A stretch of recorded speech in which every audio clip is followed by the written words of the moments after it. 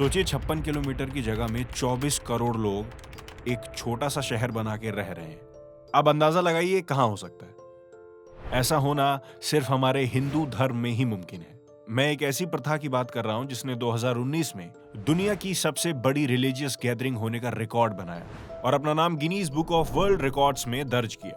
BBC, the economic times, Britannica जैसे newspapers की माने तो 24 करोड़ से भी ज्यादा लोग इसमें इकट्ठा हुए थे। इसकी मान्यता इतनी है कि इसको मैनेज करने के लिए इंडियन स्पेस रिसर्च ऑर्गेनाइजेशन यानी इसरो ने सैटेलाइट का यूज करके भीड़ प्रबंधन और ट्रैफिक को मॉनिटर किया था। और जितने एरिया की मैं बात कर रहा हूं इसमें आपको हॉस्पिटल, सैनिटेशन और सिक्योरिटी सारे इंतजाम मिलेंगे। और कुछ महीनों के लिए भारत का ये शहर दुनिया के बड़े शहरों के बराबर हो जाता है। यूनेस्को ने इसको intangible cultural heritage of humanity का दर्जा दिया है। हम बात कर रहे हैं कुंभ मेले की, दुनिया के सबसे बड़े पीसफुल गैदरिंग की, जिसमें करोड़ों लोग बिना किसी बाधा के इकट्ठा होते हैं। क्योंकि कुंभ मेला सिर्फ एक मेला ही नहीं है, बल्कि एक त्योहार है जो केवल भारत में ही नहीं बल्कि पूरे विश्व में अलग अलग रूपों में मनाया जाता है। यह है 12 साल में भारत में होने वाला कुंभ मेला।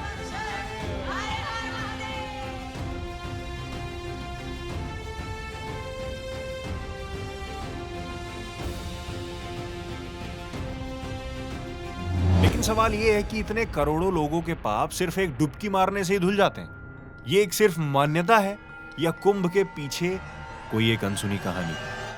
कुंभ मेले की हिस्ट्री हिंदू धर्म के एक बहुत ही पुराने कथानक से जुड़ा हुआ है और ये कथा है समुद्र मंथन की, जो हमारे सारे देवी और देवताओं और असुरों के बीच एक महायुद्ध था। इस युद्ध का एक ही मोटिव था, अमृत की प्राप्ति करना। यह मंथन क्षीर सागर में हुआ था, जिसमें सुमेरु पर्वत को मथानी और वासुकी नाग को रस्सी बनाया गया था। समुद्र मंथन से अनमोल चीज प्रकट हुई, जैसे लक्ष्मी जी, कौस्तुभ मणि और विष का प्याला, जिसको आखिरकार शिव जी ने पिया था। लेकिन इस मंथन का सबसे महत्वपूर्ण फल था अमृत कलश, जो अमरता का प्रतीक था। और ऐसा माना जाता है कि जैसे ही अमृत कलश प्रकट हुआ, देवता और असुर उसे पाने के लिए लड़ने लगे। ये युद्ध 4 जगह हुआ, हरिद्वार, प्रयागराज, नासिक और उज्जैन। और ऐसा भी माना जाता है कि इस युद्ध के दौरान अमृत की कुछ बूंदें इन 4 जगहों पर गिर गई। इसी कारण ये जगह पवित्र मानी जाती है और यहाँ पे कुंभ मेले का आयोजन होता है। और इन शहरों में इतने बड़े आयोजन होने की वजह से वहाँ की रोड फैसिलिटीज, वहाँ की सैनिटेशन फैसिलिटीज, एनर्जी सिस्टम्स नए इंस्टॉल होते हैं, जिसका मेला होने के बाद भी वहाँ पे रहने वाले लोग फायदा उठा पाते हैं। इससे उनकी जिंदगी भी लॉन्ग टर्म में बेहतर बनती है। तो कुंभ मेला सिर्फ अध्यात्म और सांस्कृतिक वैल्यूज ही नहीं रखता। उत्तर प्रदेश का जीडीपी कुंभ मेले में लगभग 0.6% कंट्रीब्यूट करता है और एग्रीकल्चर, रिटेल और रियल एस्टेट जैसे सेक्टर्स को भी रिपल इफेक्ट देता है।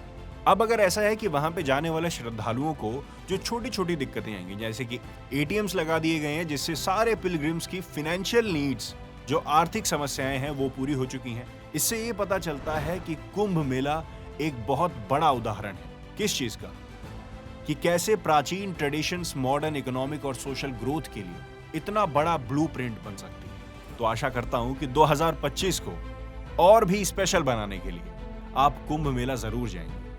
और अगर आप गए हैं और आपके कुछ विचार हैं तो आप कमेंट्स में शेयर कर सकते हैं। और वीडियो अगर आपको पसंद आई है तो लाइक करें, सब्सक्राइब तो जरूर ही करें और अपने दोस्तों को भी कुंभ मेले के इंपॉर्टेंस बताएं। मिलते हैं अगली वीडियो में अध्यात्म नगरी के साथ। तब तक ये राइट वाली वीडियो देखिए कि कैसे ब्रह्मा जी को खुद रहने के लिए घर नहीं मिला।